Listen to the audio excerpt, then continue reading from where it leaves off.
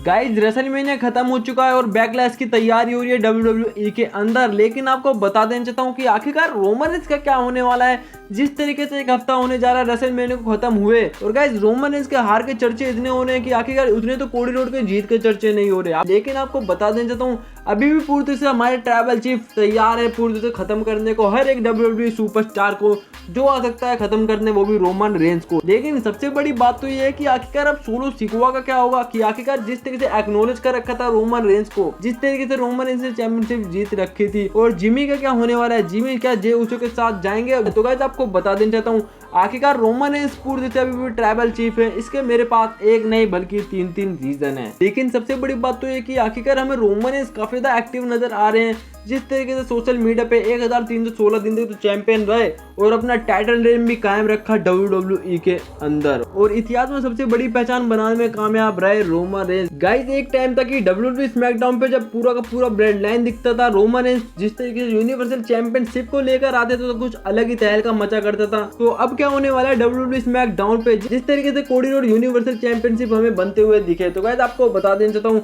काफी ज्यादा तहलका मचने वाला है। जिस तरीके से ट्रिपल एच ने तो कहा कि आखिरकार एक नया दौर चालू हो चुका है WWE के अंदर, जिस तरीके से कोडी रोड न्यू यूनिवर्सल चैंपियन रहे। लेकिन आपको बता देना चाहता हूँ गाइस रोमन रेंस का जितना टाइटल रेन रहा उतना तो कोडी रोड कभी जिंदगी में कर ही नहीं सकते। जिस तरीके से ब्लड लाइन साथ था वो भी रोमन रेंस के।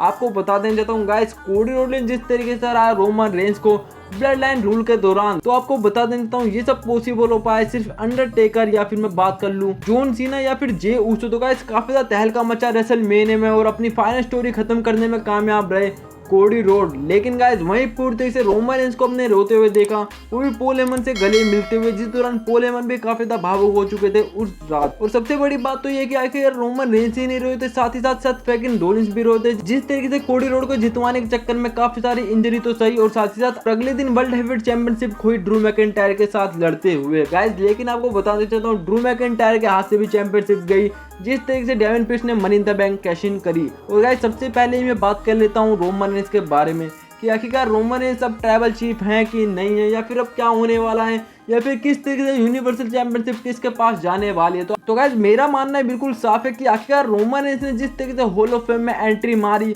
और कहीं ना कहीं इंटर किया वो भी पॉल हेमन को। तो आपको बता देना चाहता हूँ गाइस रोमन रेंस ने काफी सारी बातें करी वो भी उस हॉल ऑफ फेम में। जिस तरीके से रोमन रेंस ने सबसे बड़ा हाईलाइट पॉइंट बोला कि आखिरकार मैं ट्राइबल चीफ जब तक हूँ जब तक कि वाइज मैन पॉल हेमन है। तो गाइस यूनिवर्सल चैंपियनशिप बेशक चली गई है रोमन रेंस के हाथ से, लेकिन ट्राइबल चीफ अभी भी पूरी तरीके से तैयार है हमारे रोमन रेंस। जिस तरीके से रोमन रेंस ने अपने मुंह से बोला है वो भी WWE हॉल ऑफ फेम में।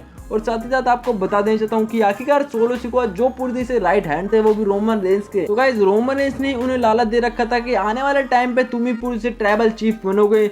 जिस तरीके से जो कुछ भी हार का मुंह देखना पड़ा वो भी रोमन रेंस को। तो गाइस एक बात तो तय है कि आखिरकार हमें रोमन रेंस WWE स्मैकडाउन पे लगातार तो दिखते हुए नजर आएंगे। जिस तरीके से यूनिवर्सल चैंपियनशिप चली गई है रोमन रेंस के हाथ से, जिस तरीके से फिर से एक नया दौर चालू करना पड़ेगा WWE स्मैकडाउन पे या फिर WWE के अंदर एक अपना वर्चस्व डालना होगा। लेकिन सबसे बड़ी बात तो ये कि आखिरकार सोलो सिकोआ को जिस तरीके से लालच दे रखा था वो भी रोमन रेंस ने कि नेक्स्ट ट्राइबल चीफ तुम हो। तो गाइस जिस तरीके से सोलो सिकोआ मदद करते हुए नजर आए वो भी रोमन रेंस की यूनिवर्सल चैंपियनशिप जितवाने के लिए। तो गाइस रोमन रेंस भी मदद करते हुए नजर आ सकते हैं सोलो सिकोआ की। तो गाइस अगर रोमन रेंस इस चीज से मुकरते तो पूरी तरीके से हम सोलो सिकोआ बनाम रोमन रेंस में मैच देख सकते हैं। जिस तरीके से सोलो सिकोआ खत्म करते हुए नजर आ सकते हैं रोमन रेंस को। तो गाइस आपको बता देना चाहता हूँ आखिरकार जिस तरीके से डेविन पीस बने वर्ल्ड हेवीवेट चैंपियन। तो गाइस एक मानना मेरा ये भी कि आखिरकार बेशक यूनिवर्सल चैंपियनशिप हारे हो वो भी रोमन रेंस, लेकिन अब जा सकते हैं वो वर्ल्ड हेवीवेट चैंपियनशिप के लिए वो भी डेविन पीस के पास। तो गाइस आपको बता देना चाहता हूँ जजमेंट डे बना पूरा का पूरा ब्लड लाइन। जिस तरीके से सोलो सिकोआ राइट हैंड दिख रहे हैं हमें रोमन रेंस के, तो खत्म कर सकते हैं डेविन पीस को और साथ ही साथ फिन बैलर या फिर जेडी मैकडोनाल्ड या फिर पूरे के पूरे जजमेंट डे को,